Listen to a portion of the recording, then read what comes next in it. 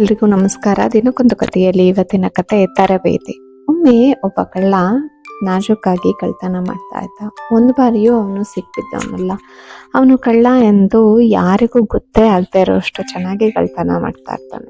ಇದೇ ಕಲೆಯನ್ನ ತನ್ನ ಮಗನಿಗೂ ಹೇಳ್ಕೊಡ್ಬೇಕು ಅನ್ನೋ ಆಸೆ ಅವನಿಗಾಗತ್ತೆ. ಮಗನಿಗೂ ಅಪ್ಪನ ತರ ದೊಡ್ಡ ಕಳ್ಳತನ ಮಾಡೋದನ್ನ ಕಲಿಬೇಕು ಅನ್ನೋ ಆಸೆ ಆಗತ್ತೆ. ಸರಿ ಅಂತ ಅಪ್ಪ ಒಂದಿನ ಕಳ್ತನ ಮಾಡುವಾಗ ಕರೆದುಕೊಂಡು ಹೋದಾಗ ಎಲ್ಲ ಕಳ್ತನ ಮಾಡಿದ ನಂತರ ಅಪ್ಪ ರೂಮಲ್ಲಿ ತುಂಬಾ ಬೆಲೆ ಬಾಳುವ ವಸ್ತುಗಳಿದೆ, ಹೋಗಿ ತೆಗೆದುಕೊಂಡು ಬಾ ಅಂತ ಕಳಿಸ್ತಾನೆ.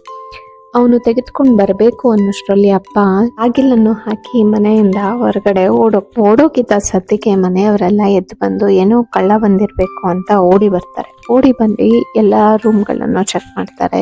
ನೋಡಿದ್ರೆ ಇವನು ಈ ರೂಮಲ್ಲಿ ಔತ್ಕೊಂಡಿರ್ತಾನೆ. ಮನೆ ಕೆಲಸದವಳು ದೀಪ ಹಚ್ಕೊಂಡು ಬಂದು ನೋಡೋಷ್ಟರಲ್ಲಿ ಹುಡುಗನ್ಗೆ ಏನ್ ಮಾಡ್ಬೇಕು ಅಂತ ಗೊತ್ತಾಗದೆ ಸರಿ ಅಂತ ಅವಳು ಬರುತ್ತಿದ್ದಂಗೆ ಆ ದೀಪವನ್ನ ಆರಿಸಿ ಅಲ್ಲಿಂದ ಓಡ್ಲಿಕ್ಕೆ ಶುರು ಮಾಡ್ತಾನೆ. ಹಾಗೆ ಸ್ವಲ್ಪ ದೂರ ಓಡಿದ ನಂತರ ಒಂದು ದೊಡ್ಡ ಬಾವಿ ಸಿಗತ್ತೆ. ಅದನ್ನ ಹಾರಿ ಅಲ್ಲೇ ಇದ್ದಂತಹ ಒಂದು ದೊಡ್ಡ ಕಲ್ಲನ್ನ ಅದರೊಳಗೆ ಹಾಕಿ ಓಡಿ ಹೋಗ್ತಾನೆ. ಹಿಂದೆ ಓಡಿ ಬಂದಂತರು ಈ ಸದ್ದನ್ನ ಕೇಳ್ಬಿಟ್ಟು ಅಯ್ಯೋ ಈ ಕಳ್ಳ ಈ ಬಾವಿಯಲ್ಲೇ ಬಿತ್ತೋಗಿದ್ದಾನೆ ಅಂತ ಎಲ್ರು ಅಲ್ಲೇ ನಿಂತ್ಕೋತಾನೆ. ಕಳ್ಳ ಮಾತ್ರ ಓಡೋಗಿ ಮನೆಯನ್ನ ಸೇರ್ಕೋತಾನೆ.